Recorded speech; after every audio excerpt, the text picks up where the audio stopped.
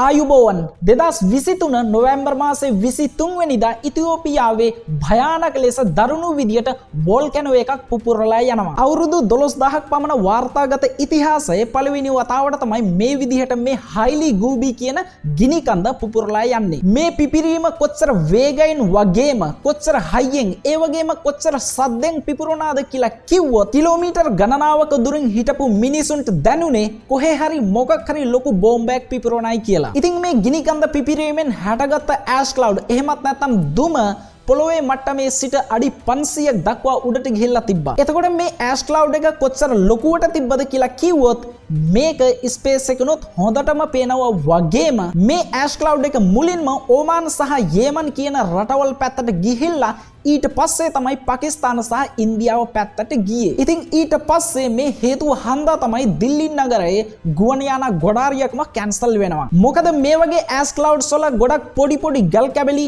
ඒ වගේම වීදුරු කටු, ඒ වගේම ක්‍රිස්ටල්ස් පවා තියෙන හින්දා ඒ විතරක්ම නෙවෙයි ගුවන් යාන වින්ඩ්ෂීල්ඩ් වලට මේවා වැදුනොත් වැලි කඩදාසියකින් හූරනවා වගේ ඒ වින්ඩ්ෂීල්ඩ් පවා හූරලා දානවා. මේ වගේ හේතුන් ගොඩක් හින්දා ඉන්දියාවේ විතරක්ම නෙවෙයි මිඩල් ඊස්ට් පැත්තේ ගොඩක් ෆ්ලයිට්ස් කරලා තිබ්බා. ඉතින් දැන් මේ ඇෂ් ක්ලවුඩ්ස් ටික හෙමින් චයිනා සහ මියන්මාර් පැත්තට තමයි ගමන් කරගෙන යන්නේ. මේ වෝල්කැනික් එරප්ෂන් කොච්චර පවර්ෆුල් එකක් තිබ්බද කියලා කිව්වොත් මේ වෝල්කැනෝ පිපිරීමෙන් හටගත්ත සද්ද කිලෝමීටර් 190ටත් වඩා දුරින් පිහිටි නගරවල හිටිය මිනිසුන්ටත් ඇහුණයි කියලා කියනවා. වෝල්කැනෝ පිපිරුණු තැන ඉඳන් කිලෝමීටර් 28ක් පමණ දුරින් පිහිටිලා තිබ්බ ඉතියෝපියාවේ අෆ්දේරා කියන නගරය සම්පූර්ණයෙන්ම දුම වලින්ම වැහිලා තිබ්බා. හැබැයි මෙතන ඉන්ට්‍රස්ටිං එක දෙයක් තියෙනවා. ඒ මොකක්ද කියලා දන්නවද? මේ වෝල්කැනෝ පිපිරීමකින් කිසිම කෙනෙක්ගේ ජීවිතයට අබමල් රේණුවක තරම්වත් හානියක් වෙලා තිබෙන්නේ නැහැ. මොකද මේ වෝල්කැනෝ තියෙන තැන කිසිම ජනවාසයක් නැහැ. ඒකට හේතුව තමයි මේ ප්ලේස් එක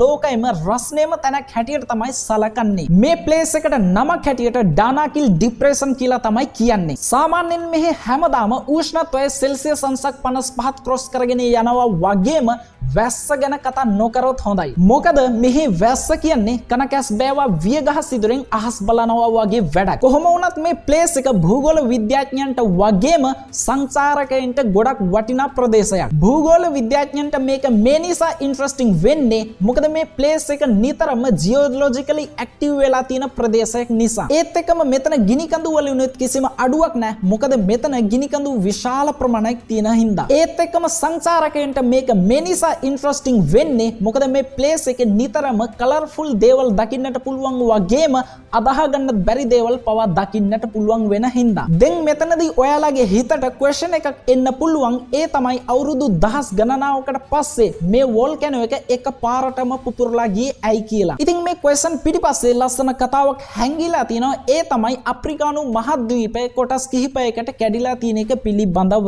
ඔයාලට ඇහිච්ච දේ හරියටම හරි මොකද්ද? මේ වෝල්කැනෝ එක තියෙන්නේ යම් තැනකද එතන ටෙක්ටොනික් ප්ලේට්ස් ටික shift වෙමින් තමයි තියෙන්නේ. මේ හේතුව හින්දා අප්‍රිකානු මහද්වීපය කොටස් වලට කැඩිලා ගිහිල්ලා හිමින් සීරුවෙන් තව තවත් ඈත් වෙන්නට පටන් අරන් තියෙනවා. ඇත්තටම අවුරුදු මිලියන් ගණනාවකටත් ඉස්සර මේ අප්‍රිකානු මහද්වීප ටික එකට තමයි යාවෙලා තිබ්බේ.